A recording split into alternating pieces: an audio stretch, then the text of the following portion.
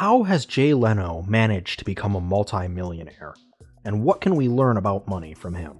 Well, that's obvious, you might say to yourself. It's because he's made millions and millions and millions of dollars from being on TV. Well, yes, that certainly does help, but as we've seen from many celebrities and professional athletes alike, making a lot of money does not necessarily mean that you keep a lot of money.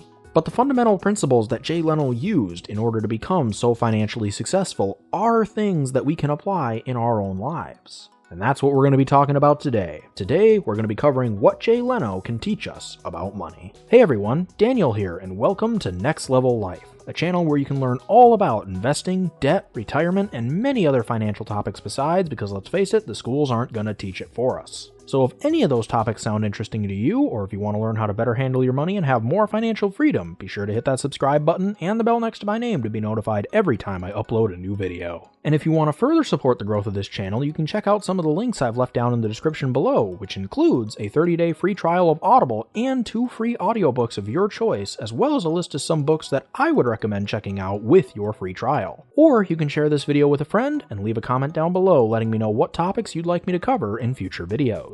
So how does Jay Leno save his money? According to a CNBC article from 2016, Leno has always had at least 2 sources of income since his working life began. And his whole strategy was to live off of just one of those 2 incomes. And he always chose to live off the smaller of the 2 incomes, if at all possible. This is of course why the story was considered newsworthy at all, because if true, it means that he has not spent any of his Tonight Show income, which at its peak was reportedly around $30 million a year.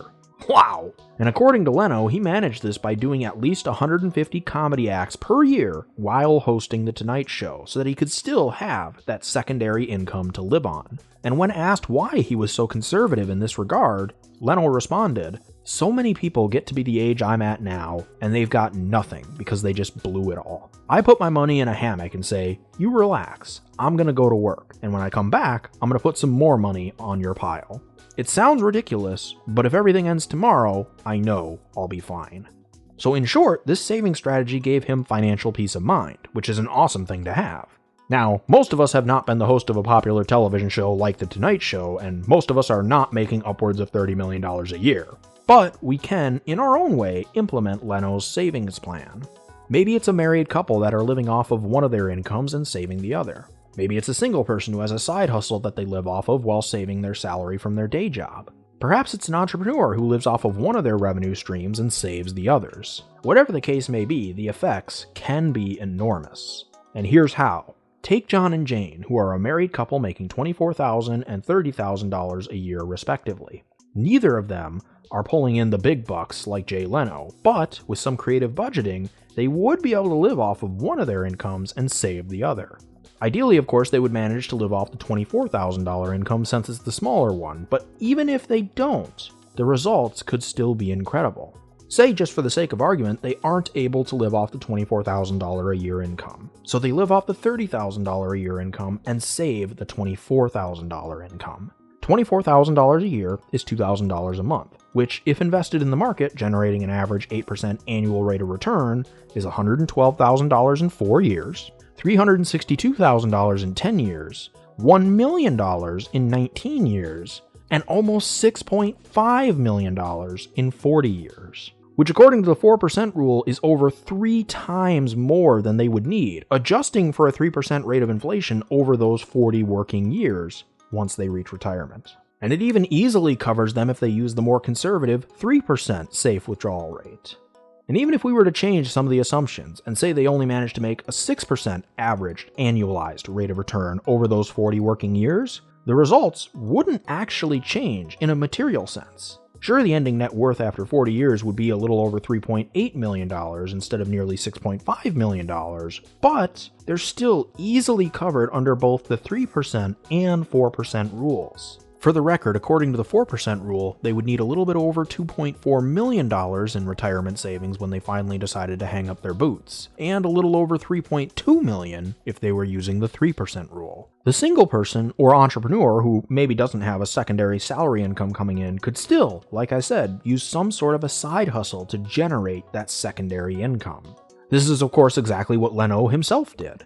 In the CNBC article, which I've linked in the description below this video if you want to check out the full thing for yourself, he's quoted as saying, "When I was younger, I would always save the money I made working at the car dealership, and I would spend the money I made as a comedian. Once I started to get a little bit famous, the money I was making as a comedian was way more than the money I was making at the car dealership. So I would bank that and spend the car dealership money." The car dealership was Leno's day job, and the comedy gigs were his side hustle. Now, as he said, his side hustle eventually outstripped his earning potential as an employee, which, for the record, isn't altogether uncommon. But even if that doesn't happen, the results can still be incredible. Take Chad, who's single, working a day job paying him $24,000 a year, but he also has a side hustle generating $1,500 a month.